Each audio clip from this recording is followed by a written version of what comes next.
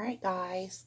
So I'm back again, and I'm just going to do a quick video about reading a Celtic cross. Of course, everybody always has their own way of doing things, but I'm just going to give you a few tips about how you can easily get an overview of the story going on in a Celtic cross and understand the major energy of your reading. So I'm just going to start out by saying I got my crystals and stuff on here because tea spilled on my cards and now they're not as sturdy as they used to be. But I really love the energy of these cards. So I'm still going to go with these cards, okay? But for a moment, I just want to say before you do any type of readings, even on yourself, you should take it really, really seriously and take time just to cleanse your area, cleanse your space where you're going to be.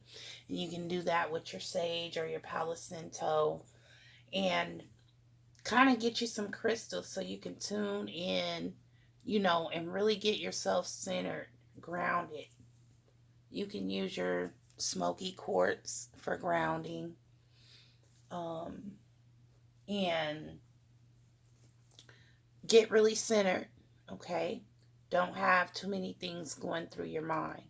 You want to really be able to focus on what your topic or your subject is.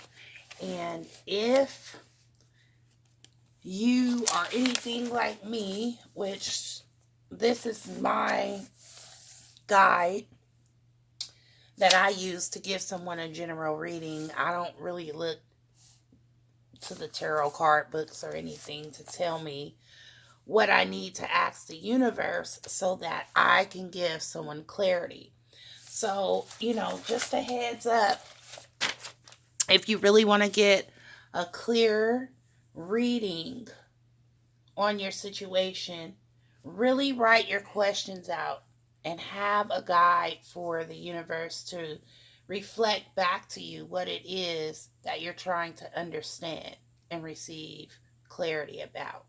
That's how you're going to set your intent and get yourself ready to receive the information that you need.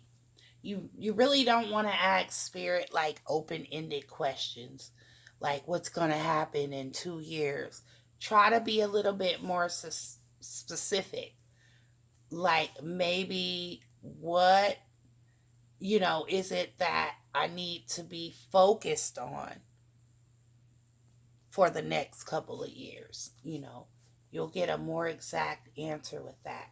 Spirit doesn't have long conversations, so that's why we have tools like the cards, so we can get just a simple picture message, and from that we expand. um but yeah, don't ask open-ended questions. Be really specific, okay? So if you're, regardless if you're doing a 10 card Celtic cross reading or you're going to do a 3 card reading, you want to write those questions out of what exactly are you asking for, okay? What do you need to know? Be as exact as you can possibly be. And the next thing that you want to do is, say your prayer or whatever it is, the words that you need to connect or to link up with your higher power or your higher mind. Whatever it is that that you can link up with that particular energy and let that energy expand from there to get the reflection back from the universe, because that's all readings are.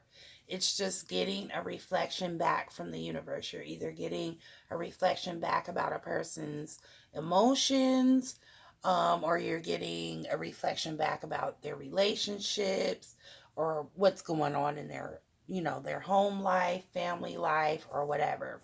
The good thing about doing readings for yourself is that there isn't really that much guesswork, because you absolutely understand the energy that you're working with. So when you see it come out in the cards, you'll know when spirit is actually telling you what you need to do, okay, or what you need to listen to.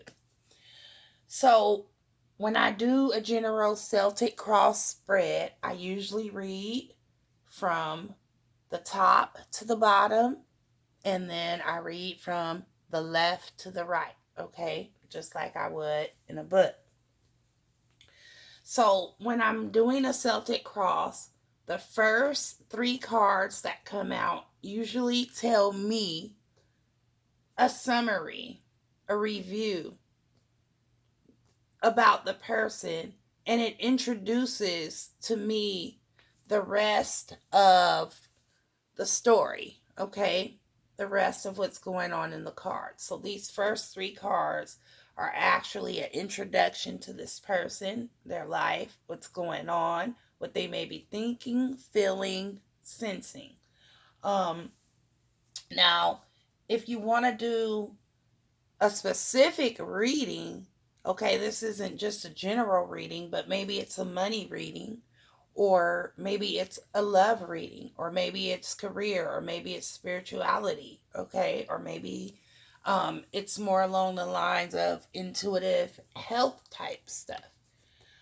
Um, the cards are going to be different, okay? So it gets a little more challenging when you go into those specific topics.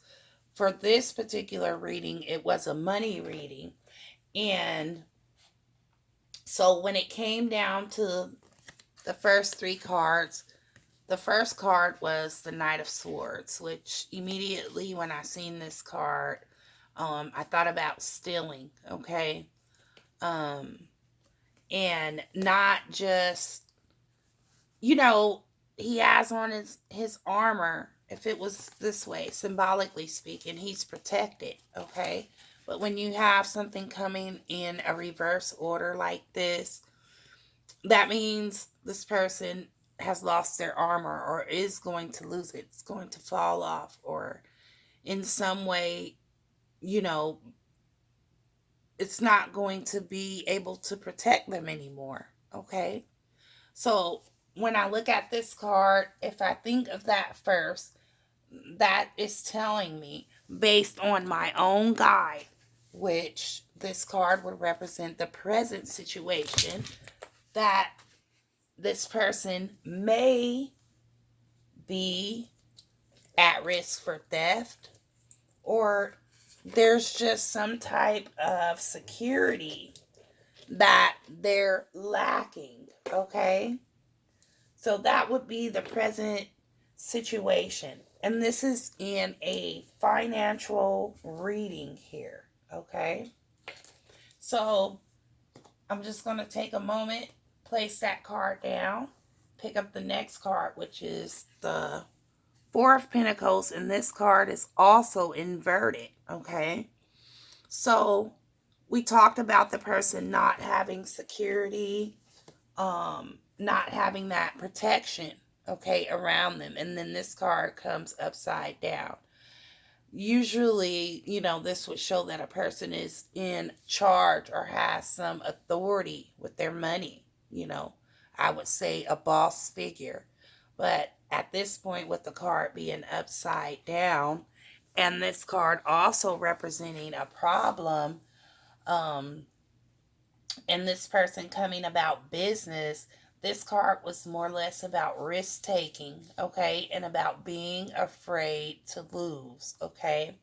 So you have those two cards already telling you that this person has some doubts about money and what it is that they need to do to protect themselves when it comes to money. And then the third card, which this card is always in the middle. It's in the middle of a crossroads, okay? So this card always represents to me the main energy of a reading. Like, this is the major energy going on here. And this card is in a position of the past. So this card always tells me that this is something that the person has struggled with previously, and they're probably struggling with at the present moment. This card is the High Priestess inverted. So for a financial reading, this just kind of let me know that there were some contracts and things that were coming up. And not only that, but the person needs to do a better job about following their intuition before those types of things come up. Okay? If you have contracts and different things like that coming up, you should possibly do a reading before, you go before the person or before wherever you're going to sign. So that way you can kind of get a word from spirit on what you need to look out for, what you need to have a heads up on.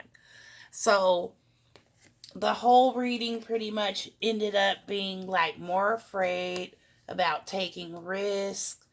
And as an entrepreneur, this person, may at times feel challenged. Okay. That's why things like this card was coming up about worry, anxiety. Okay. And, this card told me about their business, what kind of business that they have. They help people recover. Okay. But those first three cards generally tell you, how things are looking for that person, what they struggled with before, what their problem is or their challenges, and what they're going through at the present or current time. Okay. So if you want to do a 10 card spread, possibly on yourself or someone else, you would take these first three cards and read those, and each of these cards should confirm the last card. And then as you're going down the line, you'll see how all this ties in, and how this middle card here is going to be the major energy of your spread. And this would be, the 10th card. Some people have it like this. I usually keep it like this, so that way I know if it came out inverted or if it came out upright. Okay. If you kind of have it like this, you may forget if you don't really make a strong mental note. Okay. This card is also going to tie into this card, which is the fourth card. So the fourth card and the 10th card should actually reflect one another and confirm each other. That would be the outcome card, and this would be the future card. Okay. So that's how I do my spreads. This is the present. Okay. This would be the problem. This would be the past. This would be the future. Okay. And then this is the outcome. Okay. So the outcome of whatever it is that person is looking for in the reading. If it's a financial reading, that basically tells you, the outcome tells you how everything is going to culminate. Okay. If it's going to be favorable or not, or if there's other things that the person needs to be on the watch or lookout for. But again, staying focused on those first three cards. Really focus on those first three cards when you start doing the Celtic cross reading, if you want to just get a broader view of what's going on. And then all the other cards, break it down into like smaller, type goals or smaller type references that we look at. Even to where it's telling me here, this basically 10 of swords inverted, what type of business that the person has. Okay. So I think that with that basic general summary, it'll be a little bit easier for you to read the rest of the other cards, because you can basically see how they link up or relate to this 3-card situation here. Okay? And that's pretty much it. Once you do that, that's it. Make sure you write your questions out, like I said, because you'll be all over the place with these cards. You won't have any focus unless you write out your questions. That's like writing out your intent, okay? And once you do that, or it's like even writing out a petition for like a magic spell if you want to do magic. You got to write out a petition clearly so the universe understands, okay, this person wants me to reflect back this to them, okay? Same thing with the reading. Whatever information you want reflected back, it needs to be clearly outlined and stated. So that way when you're reading the cards, you have a focus. You're not all over the place. You're organized and you understand exactly what it is the universe is saying to you. You have clarity, and that's what readings are always for. So, I hope that you liked this video. If you did, please make sure that you click on the like button and subscribe. Thank you very much. Love and light, everyone.